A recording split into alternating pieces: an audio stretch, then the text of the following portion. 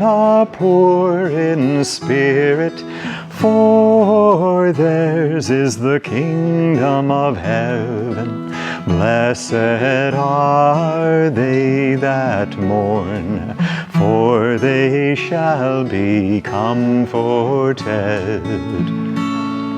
Blessed are the meek, for they shall inherit the earth. Blessed who thirst for righteousness, for they shall be satisfied. Blessed are the merciful, for they shall obtain mercy. Blessed are the pure in heart, for they shall see God. Blessed are the peacemakers, they shall be called the children of God. Blessed those reviled for righteousness' sake, for theirs is the kingdom of heaven.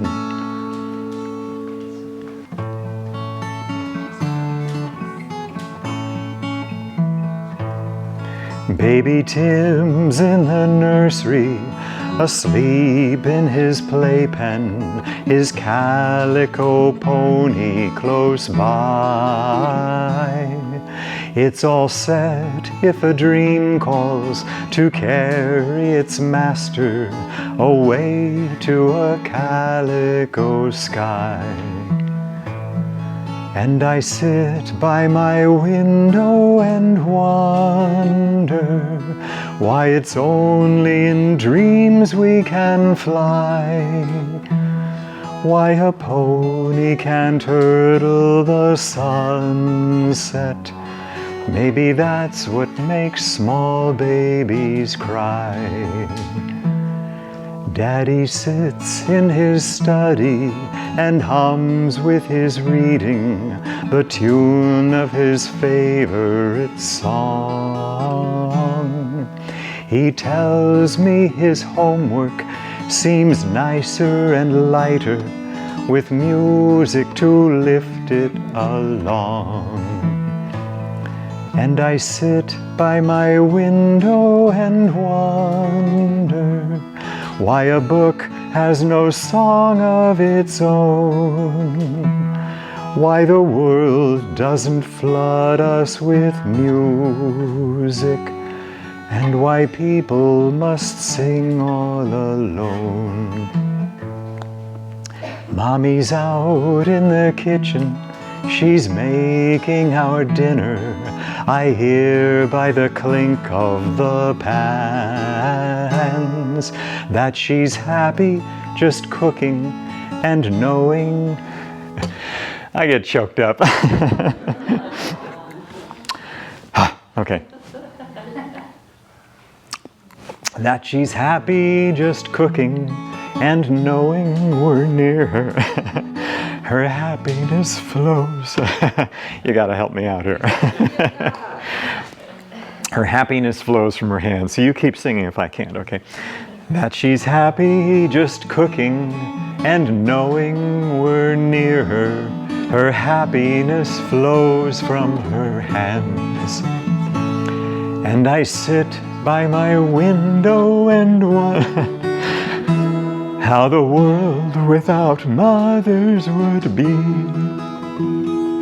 And if people could live without loving, such a world I hope never to see. Okay, thanks. You know, I asked him to sing that song because I love it. Sometimes Swami couldn't sing his own songs either.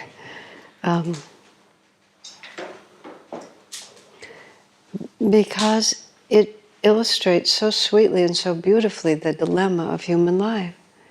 And the fact that we really have to understand that it's beautiful not in itself, but for what's behind it. And that there's just, everything here is a symbol of something much deeper and greater. That's how Swami put it. It's very hard to really appreciate that, because this world feels so big. We think it's the thing and that the inner world is the symbol, but it's the opposite. And we can't, sometimes people try to be detached. When Ross was mentioning, it was you, about the Gita being confusing. What mostly happens when people read the Gita is it talks about detachment, and people decide, oh, well, I'll be detached. But what it means to be detached for most people is that I'll just close my heart up a little bit. And then I'll call that detached, because I'm not so vulnerable anymore, so therefore that must be what the Gita is talking about. But that's why the saints come into the world, because the saints are 100% open-hearted, and they actually feel this world much more deeply than the rest of us, because they have an unlimited capacity to feel it. We're wildly protected and selective, but the masters are not at all protected or selective. They just experience the whole of it. But they experience what's on the other side of it simultaneously. And so the word that's an important word is detachment is not a lack of commitment. And the masters, Swamiji was so committed. He just worked so hard every day to create Ananda, to help us, to write books, to write music, to just every single day, 100% of his energy, whatever he could do to help the world, he did it. He wasn't the least bit detached in the sense of uninvolved or uncommitted. Where he was detached was that he was doing it because his guru asked him to do it. And so he was just following the divine flow as it was given to him. And what he was profoundly attached to was following what Master had given him. Master had told him he had a great work to do, and he had to do it. Whether it succeeded or didn't succeed, but part of what he had to do was to try as hard as he could to make it succeed. Because what causes us to fail is usually our lack of courage, our lack of energy, our lack of creativity, our lack of commitment. And in order to strive to succeed, we develop courage, creativity, and commitment.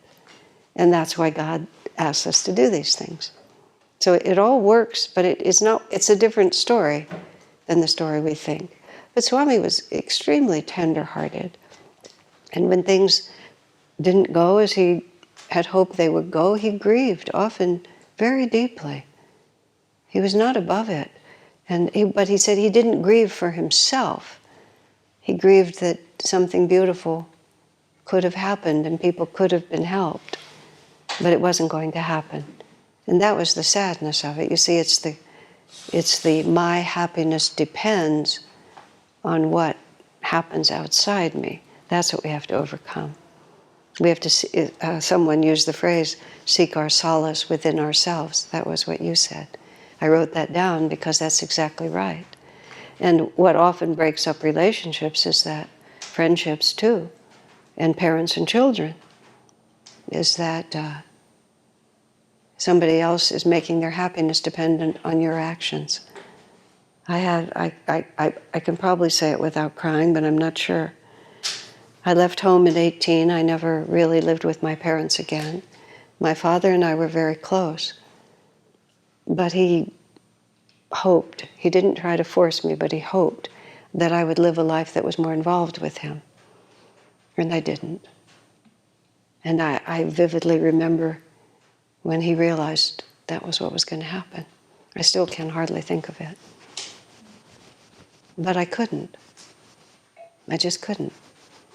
And oftentimes, close things break up because one or the other suddenly realizes, you've made me responsible for your happiness. And that's simply not a responsibility I can take.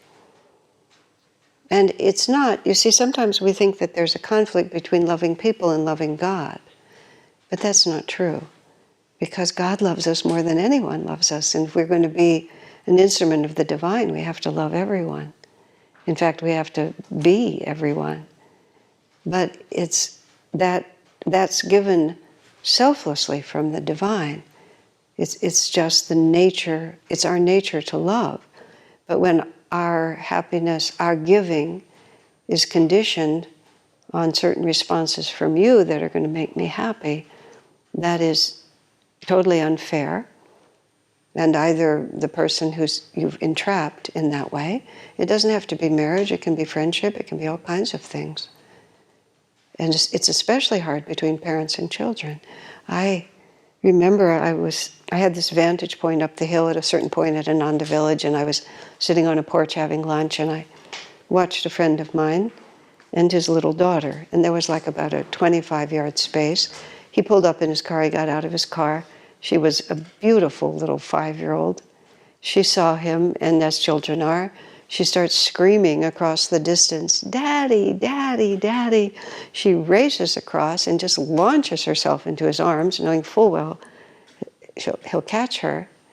I thought, how can a man not grow to depend on that? You know? But what God is trying to teach us is the joy of love. It's trying to teach us what it feels like to really love. I had this odd karma. I had 2 women friends. I say they were both friends. One of them was the dearest sister I've ever had in my life. And the other one, we were united by our spiritual aspiration, and we loathed one another. We absolutely could not get along. Absolutely terrible.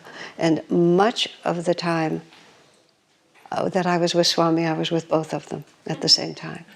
It was wild. And I was just beginning on the path, and I knew I should be even-minded and cheerful, and I was anything but cheerful in regard to the second. We eventually worked it out, but took years. And so I said to Swami, "Sir, the problem is not really that I dislike this one so much. The problem is that I love this one too much. So if I love this one less, then there would be less of a contrast." Just like... But anyway, it seemed like a good idea at the time. He said this to me, I think he said this to me a couple of times over 40 years, but this was the first time. "That is the stupidest idea I've ever heard." He said, "Great love is given to us to show us what we're capable of, and to show us the joy of loving that completely. But it's to bring everything else up to that level." And so, watching my friend and his daughter, and the degree to which he wholeheartedly gave himself to her, what he would gradually understand was it wasn't the daughter that made him happy. It was the love he allowed to flow through him because she was such a magnet for him.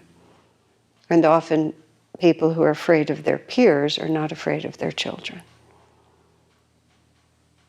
But then it's not the actual answer. So as my father wisely put it, the child disappears into the adult.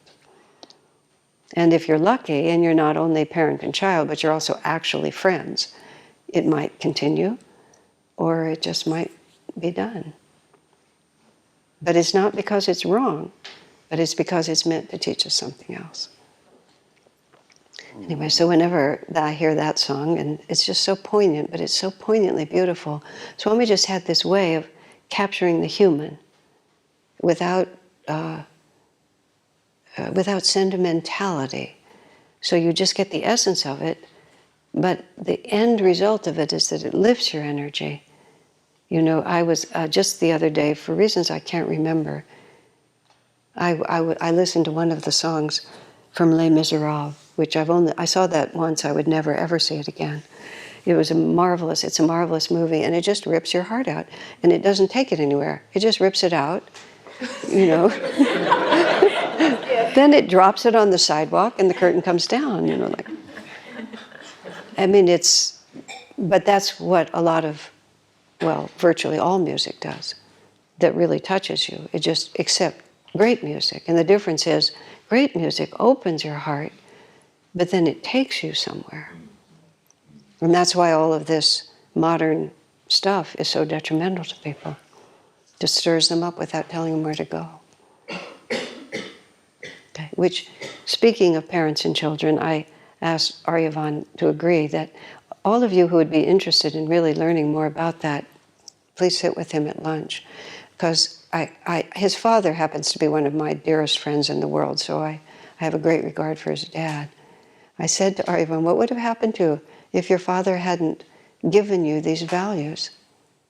I mean, and so I realize he's in a unique position to talk about this, both because he's become objective as a teacher, and also because he's the recipient of it, and because the fruit of the project is now old enough to speak for itself. The problem with education and child raising is you don't see the product for 30 years. And you don't really know whether it's worked or not. And when you find out it hasn't worked, it's too late. All right. Now, where are we? Questions, thoughts?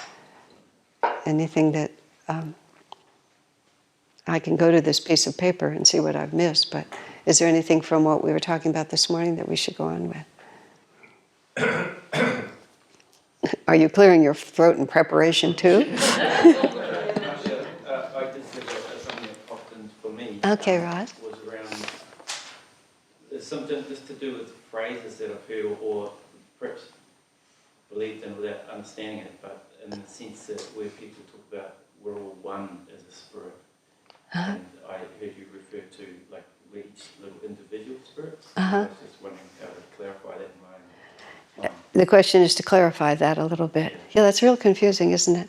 I was with Swamiji at Disneyland in the early 70s. He would go to Los Angeles sometimes in those days they had all these spiritual fairs and things, and he would usually take a big crowd of us, as many of us as could manage to get into the car. When there was this Keshava Taylor who helps run the Delhi Center with his wife Daya now. Keshava and I both worked for Swami. I was his secretary and then Keshava after me. And Swami would say we could travel with him if we could get all the luggage in the car. Keshava and I could pack a trunk so there wasn't 1 cubic inch that wasn't filled. We always got to go with him. But so the groups, and Swami really liked Disneyland. Disneyland used to be very innocent. It was very much its own world. Subsequent decades, they've incorporated it with pop culture, and it just doesn't have the same. But when it was very innocent, Swamiji loved it. And he was very strong, and there were like 12 of us at that point, and he knew Disneyland in Los Angeles so well, he would just lead us through the park, and he would move very fast, and after we would see an exhibit or do a ride that he liked, he would just take off for the next one. Literally, we were holding hands, running behind him like this. So it was really marvelously fun. And there was time for I don't know if they still do it, the electric parade where all the Disney characters, this was like so high tech at the time, and they wore lights. I don't know how they do it now, but they wore lights. And the characters would walk down the street at sunset and they would all be glowing in these lights. And everybody would line up to enjoy it. So we went to get our places somewhat early so that we could be right and have a good seat. This is like 12 of us, 13, 14 like this. And we're just looking at these hundreds of people from all these countries. And Swami just suddenly he went, which is the fun with him is you never knew when something extraordinary would happen. You'd just be in a restaurant having dinner and then suddenly everything would shift. And so it was one of those moments. He just looked out over this crowd and you could see in his eyes that whatever he was seeing was not what I was seeing. And he said, imagine, he said, not only loving all these people, he said, but being every one of these people, having their reality be as real and as fundamental and as important to you as your own is. And then he said, this was Master's consciousness. Master was is in everyone. And then when Swami said that, it's not that we actually moved into that, but it was so, he felt it so strongly that we actually all just sat down on the sidewalk and started meditating. And we meditated, I think, for about half an hour, and the crowd filled in around us. I don't know what they thought of us. We're all just like this in absolute silence. And then finally the little characters started coming, and that kind of brought us out of it. But it was like here we are in the midst of the world that we know just like it is, and all of a sudden, but it's not. It's something completely other. Now, the actual literal truth is that we are one with the great ocean. And our individuality is nothing but a wave on the ocean. But if you look at the ocean from this perspective, you see a wave come up. It seems to stand alone, doesn't it? And it has its little destiny. You know, it does its little thing. It appears to be separate. Some of those waves are really big, you know, and some of them crash against the others, and all kinds of things happen. But only from our perspective does it look like that's a separate force of energy. Whereas if you're in the ocean and you look from the ocean's perspective, you just see that there's no point in which one wave actually has a free existence. And there's no point at which any one of those waves ceases to be completely integral to the ocean. And it's an image that we can use. I mean, the 5 fingers of a hand are another way to say it. From this perspective, it looks separate. From this perspective, we can see it's all one story. So we can use those visualizations. This is, I mean, seriously, you see, the power to take an idea that is a true idea, that is not just a fantasy. Oh, you know, the trees drop, you know, that these are apricot trees, and then here are the mangoes, and here's the white horse, and here's the prince. And I mean, all of those things can calm us down and entertain us, but we're just creating a reality that we like better. Visualization, to answer that question, is a tremendous aid to the spiritual path. When you use that power of imagination to take an idea that's too big to grasp and then bring it down into something where I can experience it on some level. Just to imagine yourself in the ocean looking up at the waves. Imagine your own life. It's just the wave going up for a while and then falling back into the ocean, and then the next incarnation we come up again, and then we fall back into the ocean. That's not revelation, meaning, speaking of the monk in Switzerland, that's not an actual shift of consciousness, but it gives me a way to feel it. So you meet someone, and you look at them, and maybe they don't even speak your language, or they look very different than you. I just came out of South Africa and Japan, which are cultures that look very different. And language in Japan was a big obstacle. But when you look at a person, do you see all the differences? Or do you relate to them heart to heart, vibration to vibration, spiritual eye to spiritual eye, and look for all the ways that we're the same? And if one makes this an habitual way of responding, then gradually it begins to shift. The woman who is actually the spiritual director of our community now, Shanti Rubenstone, many of you know her, she's a physician. And for 40 or 50 years, she was extremely active and very popular because so effective as a physician. And when she got involved with Ananda, especially, she gradually shifted over. I had the pleasure of traveling with her in Israel, just the two of us together. We also went on pilgrimage with a group, but just the two of us together. And I've traveled a great deal, but I tend to sort of live in my own energy when I travel. I like being somewhere else, and I stay to myself. But I got to watch, and it's because she's a great devotee, but it was also because she was a physician. Because if you're a physician, everybody is exactly equal to you. It doesn't matter who comes in front of you. And it was so interesting for me to just watch the complete equality with which she greeted every single person. And I thought, that's her, above all, it's her spiritual nature. But it was also, of course, as a physician, what else can you do? I have to treat everyone equally. But you see, it's a very concrete expression of how we can access something that's a little too far away from us. And the more you live that way, the more you begin to perceive that way, until gradually it just simply becomes your state of consciousness. And how that happens is kind of like a big ice cube melting. It's like you're separate, separate, separate, and then all of a sudden you're not.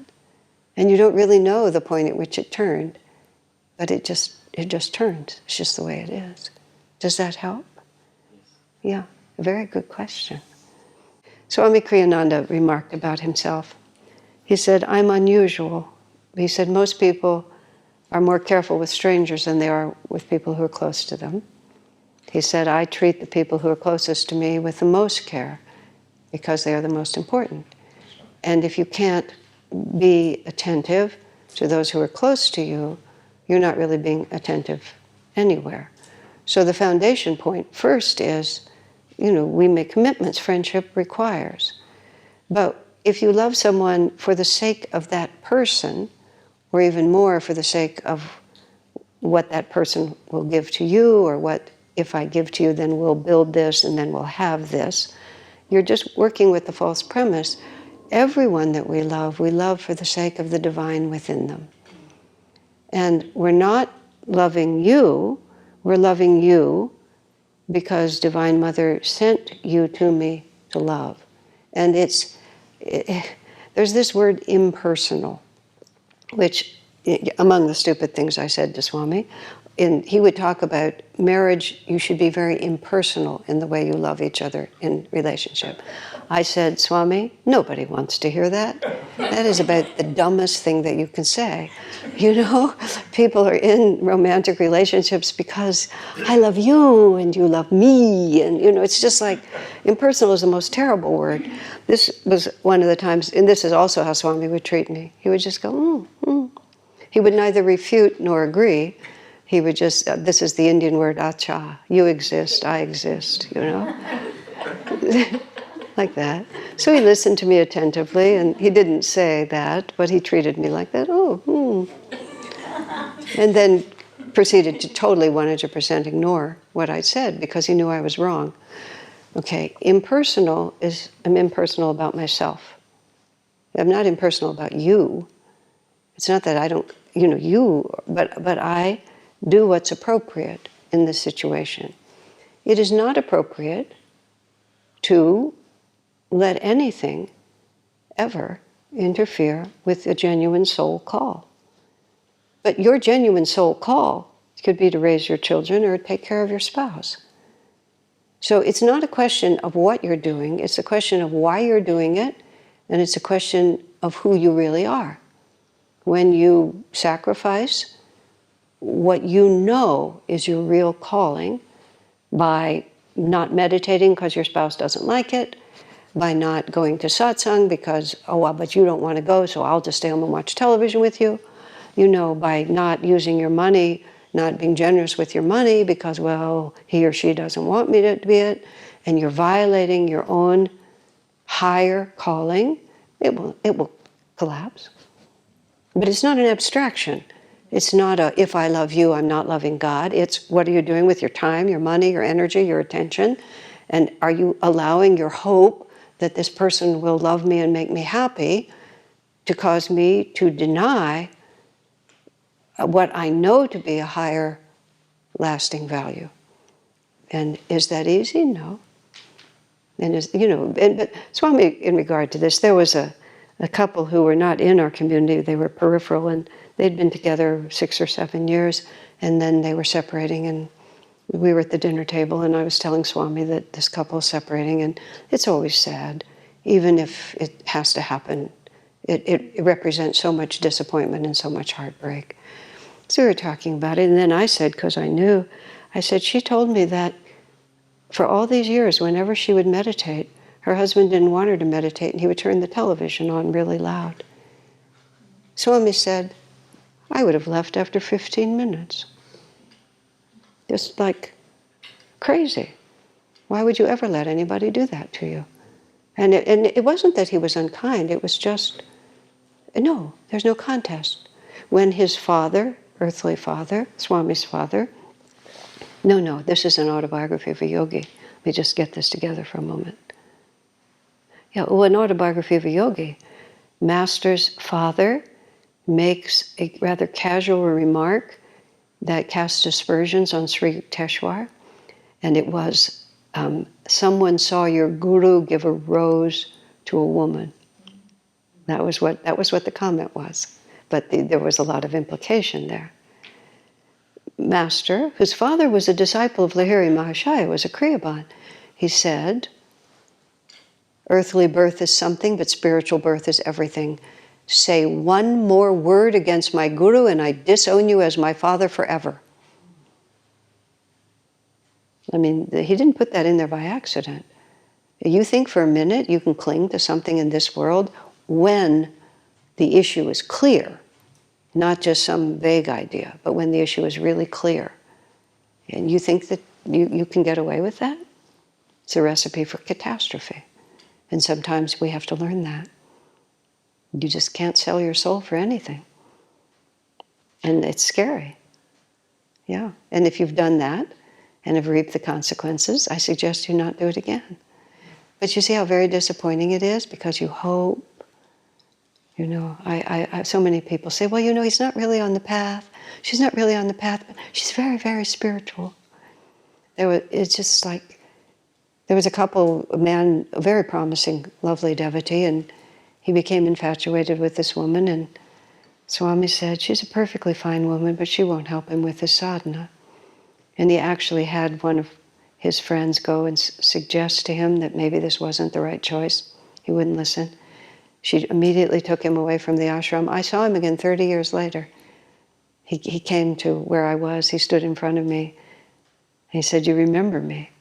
I said, you look familiar, but I can't. Tell me who you are. And then he was that man. He looked so sad.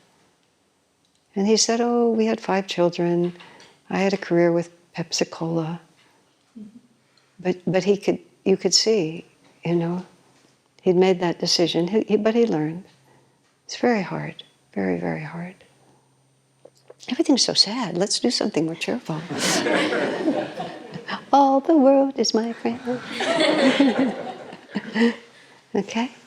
But these are serious things. These are not sad things, but these are serious things. Yeah. We're here to be serious. But I honestly want to end with a couple of happy songs, for heaven's sakes. Or a little meditation. What should we do? Do you want him to sing? Let's all sing. Let's all sing. Let's have them stand up. What are you going to make us do? I don't know. I think something like this. I'm awake and ready. No, it's going to be the song. Okay. Move all you mountains that stand in my way. Nothing can stop my progress. Move all you mountains that stand in my way. Nothing can stop my progress. Tall trees fall aside, every bramble I slash with the sword of freedom. Tall trees fall aside, every bramble I slash with the sword of freedom. Move all you mountains that stand in my way, nothing can stop my progress. Move all you mountains that stand in my way, nothing can stop my progress. Tall trees fall aside, every bramble I slash with the sword of freedom. Tall trees fall aside, every bramble I slash with the sword of freedom. Tall trees fall aside, every bramble I slash with the sword of freedom. Tall trees fall aside, every bramble I slash with the sword of freedom. Okay. Let's do All the World is My Friend while we're at it. All the World is My Friend while we're standing and moving. You go ahead and kind of lead. Okay. I'll do the words and the motions. All the world is my friend when I learn how to share my love. When I stretch out my hand and smile, when I live from above. Okay? I have to watch you for the movements while I sing, okay? Okay. All the world is my friend when I learn how to share my love. When I stretch out my hand and smile, when I live from above.